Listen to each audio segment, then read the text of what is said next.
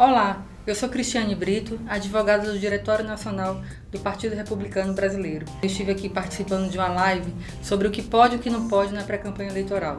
Se você não assistiu, acesse o link abaixo do vídeo.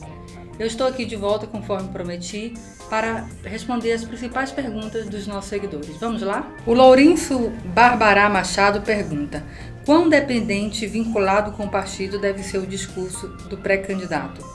Lourenço, não precisa ser tão vinculado ao partido do pré-candidato. Você pode, pelo contrário, aproveitar o espaço da pré-campanha para falar da sua plataforma de trabalho. Se você já tem um mandato, você já fala o que você já fez pela sua comunidade, pela sua cidade, pela sua região.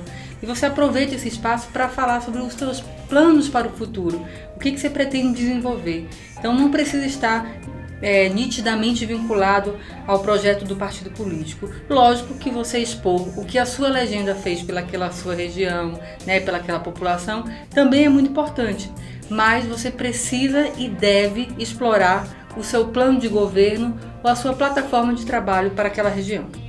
A Sueli Stankiewicz pergunta: o pré-candidato a deputado estadual deve se afastar de lideranças sindicais quanto tempo antes? Também deve se afastar da tesouraria do Executivo Municipal?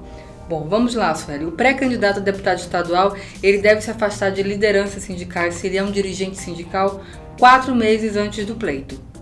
E da tesouraria do Executivo Municipal, ele não precisa se afastar. O Cristiano Alvernaz pergunta: é considerada campanha extemporânea pessoas ligadas ao pré-candidato mencionar que o pré-candidato é candidato nas redes sociais?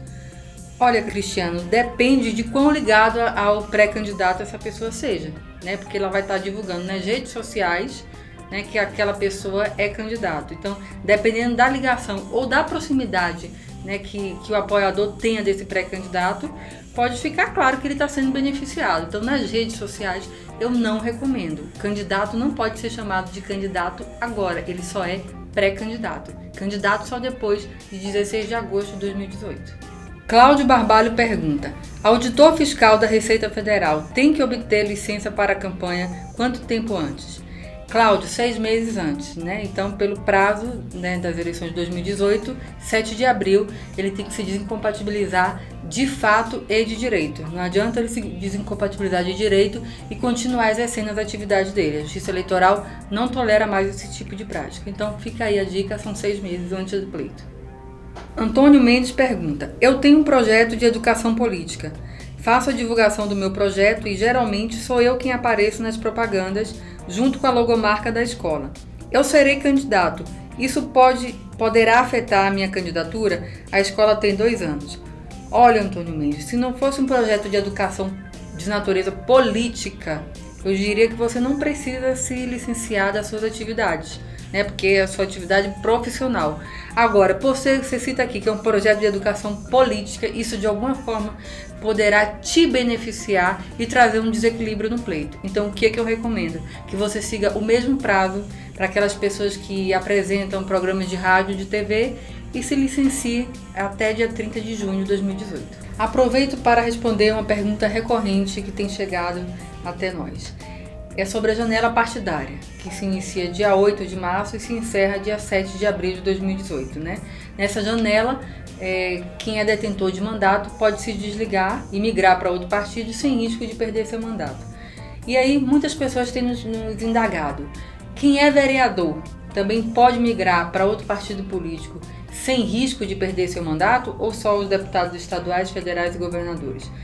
Bom, a lei é clara quando ela fala em fim do mandato. Quem tiver em fim de mandato pode migrar para outro partido político sem risco de perder seu mandato.